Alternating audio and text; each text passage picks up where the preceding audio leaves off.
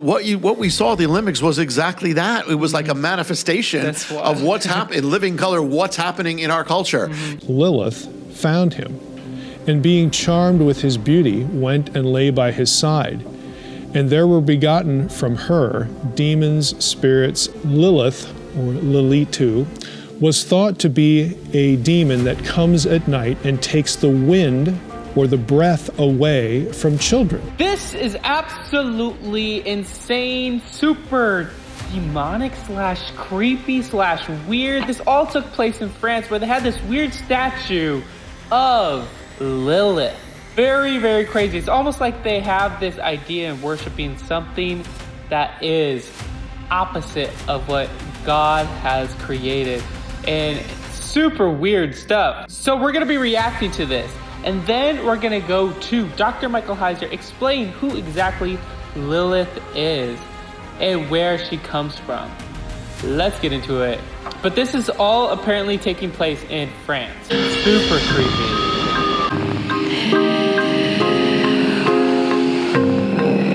Why do they have this music? Oh my goodness. Then I'm gonna go to a video where I was able to interview Jonathan Cahn, and he talks about the return of the gods and how there's some correlation there. And this is in France. This seemingly took place 3 months after the Olympics, which we all know the very demonic things in, like ungodly things happen with the Olympics and the symbolism of other god worship. That's what it seems like.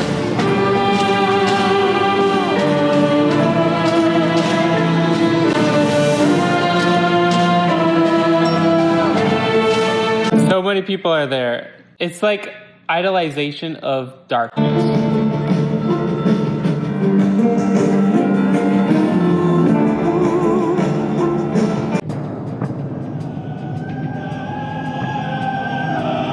The door of darkness. That's what it's called. Oh my God. Sorti de son labyrinthe, Astérion le Minotaure est devenu le protecteur de la ville de Toulouse. Ariane, l'araignée géante, est la gardienne du labyrinthe.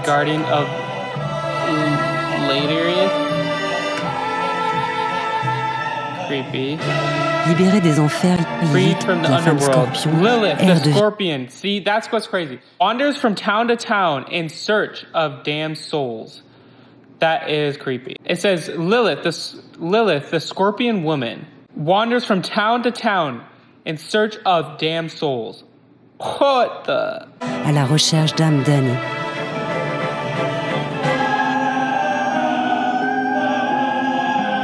Ariane et Astérion, poussés par un étrange pressentiment, regagnent le cœur de la ville.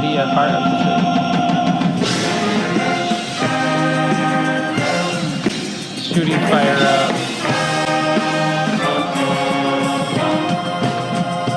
That is wild. All right. The Door of Darkness in France most prominently refers to La Porte des Ténébreux. I have no idea how to pronounce it. A controversial 2024 street opera in Toulouse by Les Machines, featuring giant demonic puppets like Lilith, Monitor, and sparking debate with its satanic imagery and Catholic opposition. It also relates to Rodin's Gate of Hell, displayed at Musée des Races, a historical gate of hell barriers built by Lyrics around Paris. But in 2024, event is the most recent and sensational topic. That is crazy. The fact that they're doing that just seems so wild, but it makes sense because seemingly God has been taken out of France, and what else needs to fill it? Other demonic things. We talk about this. So first, I'm going to go to me interviewing Jonathan Cahn on this topic about the Olympics, how something must come in. And then I'm going to go to Dr. Michael Heiser explaining who Lilith is. Wild stuff. But the other thing is that, I don't know if you remember, Elijah, the Olympics. Yeah, I was going to say, I wanted to bring that up. I was just reacting and watching this guy talk about the Olympics, and a lot of people talked about how it was like a mockery of the Last Supper, and people got upset. It was more of like a shrine to like the god of Dionysus, right? But now they're trying to usher back in this other god. What is going on with that? Listen, that is exactly what Jesus said. The house doesn't stay empty. You think, oh, we'll take out God and it'll be secular. No, it doesn't stay that way. It's not going to stay empty. And so what we saw at the Olympics was exactly that. It was like a manifestation of what's happening in living color, what's happening in our culture. And so the fact that the Last Supper, and they kind of denied it, but it was the Last Supper. I mean, but the Last Supper, you have the elements of Jesus, his body, the bread and the wine. As it's food, it's a symbol. So you had food on that table, but they replaced it. They had like a covered tray. They took it up, and instead of the food representing Jesus was Dionysus, the god, the ancient god. So they replaced Jesus with Dionysus. Now, think about it. At the beginning of the age, Jesus drove out Dionysus and all the gods. So now it's a picture of we're driving Jesus out and replacing him with Dionysus. And so it's a danger. Yeah, dangerous. This is why, guys, so important to fight against when people try to take God out of the picture, when they try to take Jesus out of the picture and try to say, no, we don't need to believe in any God. We don't need to believe in any supernatural stuff. Well, it's completely shifting now. Everyone's believing in supernatural stuff. Everyone is starting to worship their own God. Everyone's coming up with their own spirituality, but there's always something behind it. Some type of spirit, something that is not of God. That's what we see all the time. Dangerous thing, and that's what the picture was. And the thing is that now there was a guy named Friedrich Nietzsche, and he was a German philosopher, 19th century, and he did the same thing. I mean, he wrote these books, and he said, we got to drive out Jesus. Atheist type guy, right? Yeah, atheist, but he's the one who said God is dead. Yeah. But he wasn't just, again, the house doesn't stay empty. He advocated for Dionysus. Oh, wow. So here he's saying, get rid of Jesus. Paganism is good. He that's, and the thing is, Dionysus would drive his followers insane, crazy. And so what happened to Nietzsche is he went crazy. And at the end of his writing, he didn't sign his name Nietzsche, he signed his name Dionysus, as if he was taken over.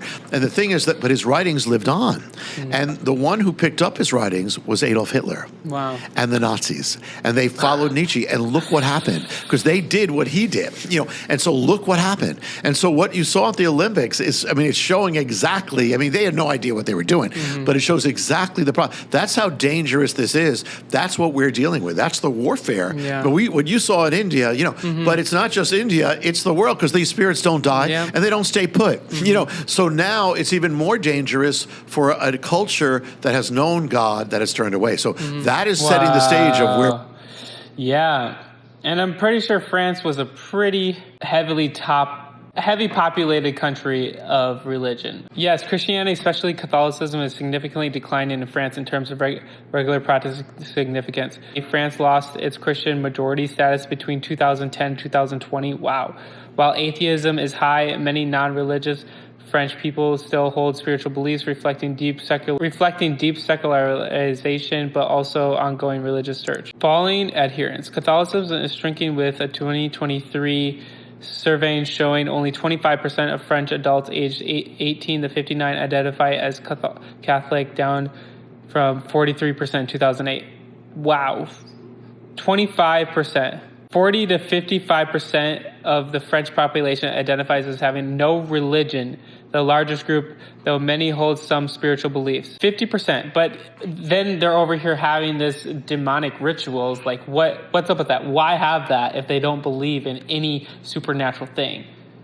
But, like we said, something else fills it. So who is this Lilith creature? We're going to go to Dr. Michael Heiser explaining that. The Genesis story of Adam and Eve as the first human couple is pretty familiar in Western culture, even to those who've never ventured anywhere near a church or maybe haven't even ever read the Bible. Adam and Eve were tempted by the serpent in the Garden of Eden to disobey God's command to not eat the forbidden fruit from the tree of the knowledge of good and evil. The serpent was able to deceive Eve into eating the fruit of that tree, after which Adam, her husband, also ate from the tree. Their failure to obey God is what Christianity calls the fall of humanity. The stories about the loss of immortality and the estrangement from God suffered by everyone since then. As a punishment for their sin, Adam and Eve were expelled from Eden by God and cursed in various ways. That happens in Genesis 3.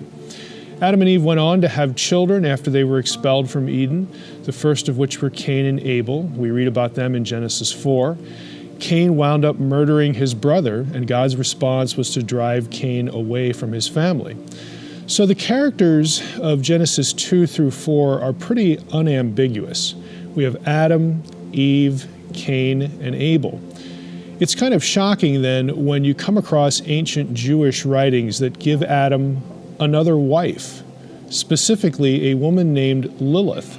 Whoa! Or that depict the serpent as a woman temptress. Who is Lilith? Where in the world does this idea come from? Who made up that story? How did it sort of get inserted into Genesis by these Jewish writings? Well, let's take a look. Let's start our explanation with one example of a Jewish text that names Lilith as Adam's other Eve. The claim appears in the Chronicles of Jerahmeel, an 11th to 12th century AD Jewish text in section 23.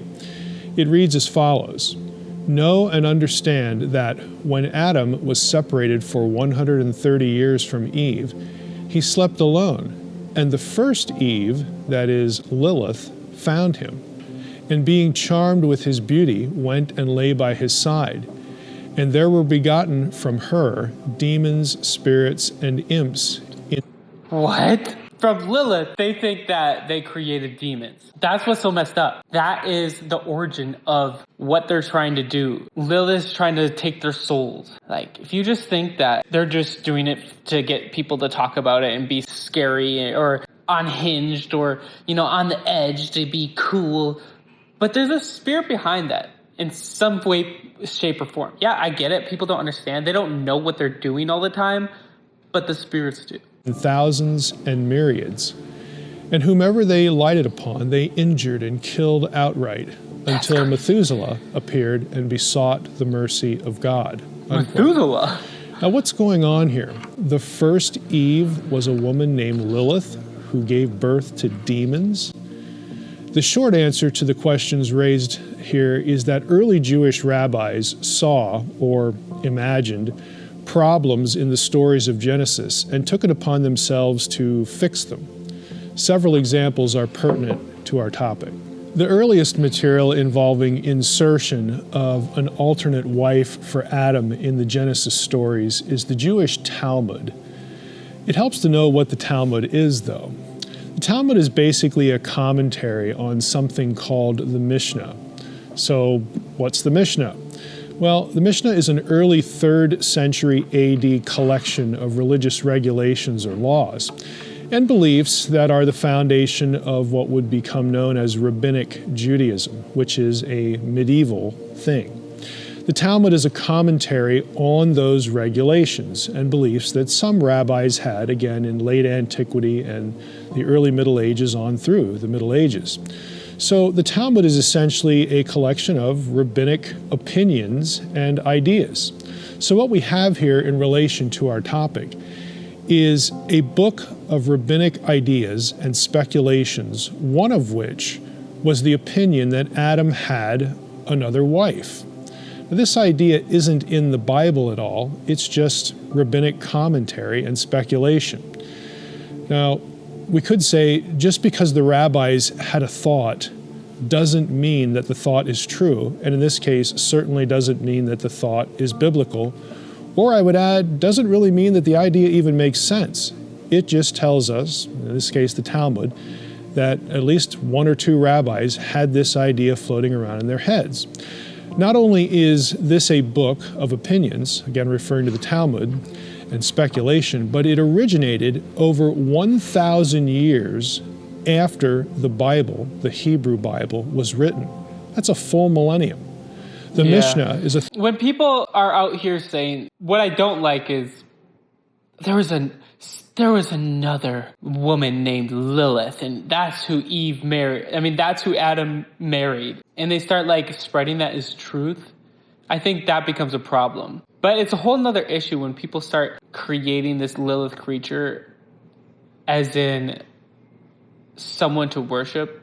That seems kind of sus, not gonna lie.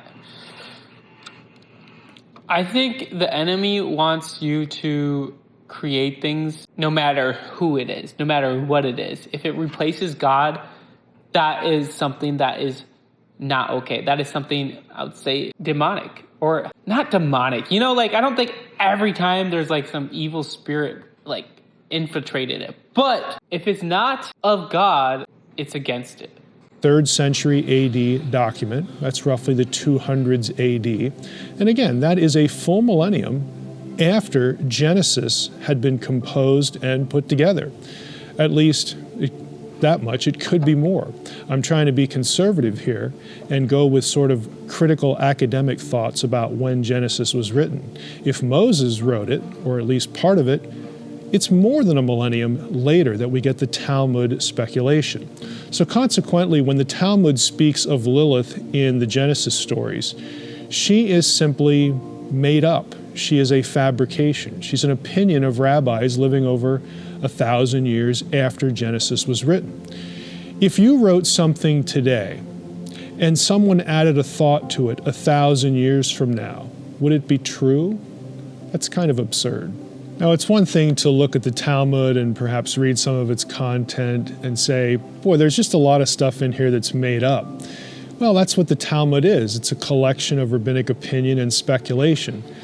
But it's an altogether different issue to ask, well, why would they do that? Why would rabbis just sort of make things up and then kind of insert them back into Genesis?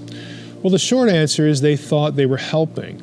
Specifically, that doing this helped fill in gaps in biblical information they found curious or frustrating when they didn't get the sort of information they wanted.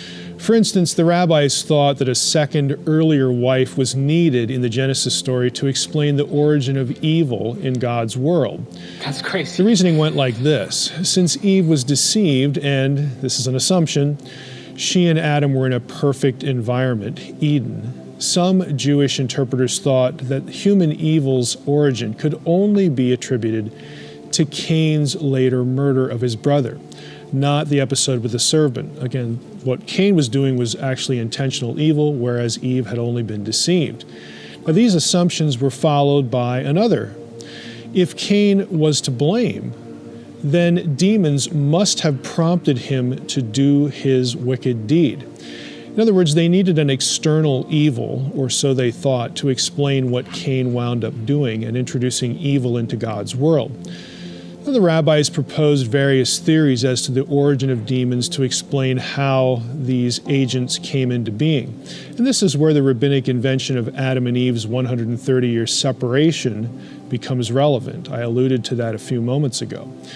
We read that earlier in the medieval text, the Chronicles of Jerahmeel. Supposedly, it was during this time that either Eve had sex with demons to produce more demons, or Adam did the same. Consequently, the rabbinic idea of the origin of demons and its resulting possibility that Adam had some other demonic wife besides Eve was based upon inserting those ideas into the biblical story to supposedly help explain the origin of evil in the wider Genesis episode. That's crazy. That's so wild. So essentially just Lilith is a demon. An evil spirit, something that is completely messed up. And that's how demons came about. That's the idea. And then we have France over here creating this massive statue, robotic statue of Lilith to take souls, and people are essentially just thinking that's super cool. I wouldn't be messing with that, France. I would not be messing with that. Now, popular internet sites, though, make the insertion of this alternative wife for Eve sound like it's coming from the Bible, like it's some hidden secret information in the biblical text. It's not. It's not a hidden secret. It's just an added speculation, and pretty much a flaky one at that. We still need to talk about one item. Where does the name Lilith come from? Well, according to several passages in the Talmud, there were three classes of demons. Some of them came from Adam, others came from Eve. And one of the classes of demons was called Lilith. Now, obviously, the term Lilith sounds a lot like Lilith or Lilith in Hebrew. This terminology, though, ultimately comes from Sumerian and Mesopotamian texts. The Hebrew word Lilith derives from Akkadian Lilitu, which in turn comes from Sumerian Lil. Sumerian Lil refers to stormy winds, and it's the same for the Akkadian terms, Lilu or Lilitu. Now, these terms were also various names for demons that controlled the winds. Demons are spirits that can come and go like the wind, or so, again, the reasoning went in these texts. Lilith, or Lilith, was one of those. This is also why Lilith is associated in biblical literature and later with the owl. The owl, of course, comes out at night, and we get windstorms, so on and so forth. Again, you put these ideas and concatenate them together. In Mesopotamian literature, Lilith, or Lilitu, was thought to be a demon that comes at night and takes the wind or the breath away from children, and something like sudden infant death syndrome. If this happened in a Mesopotamian context, the assumption was that Lilith, came at night and just really sucked the air, the oxygen, the breath out of the child, and that's why the child died. Lilith would also come at night to seduce men and kill them. So she got this reputation for being a baby slayer and also a demonic seductress. What are the cultural and societal norms right now? Let's just say in France, in anywhere. Problems with adult images for men, that spirit of watching that stuff that is not of God, and then abortion. And France is over here highlighting this Lilith character. Wow. Guys, we need to speak out and be ready. We need to stand up for what's right. We need to spread the love of Jesus. We need to be alert and be aware and be ready to share God's word with people. Like, why? Why are people doing that? But for us as Christians, we should be out there praising Jesus. We should be out there making a difference instead of staying idle by. That is 100% fact. So guys, I would definitely love to know what your guys' thoughts are on this one. This one's so wild, so crazy. I encourage you to hit the like button and subscribe. I'm trying to hit 100,000 subscribers by the end of the year. I know we can do it. With your help, we're so close. Just less than 5,000 subscribers by the end of the year. I know we can do it. So if you have not subscribed and you're still watching right now, come on. I love and appreciate you. Please hit that subscribe button. Have an amazing day and God bless.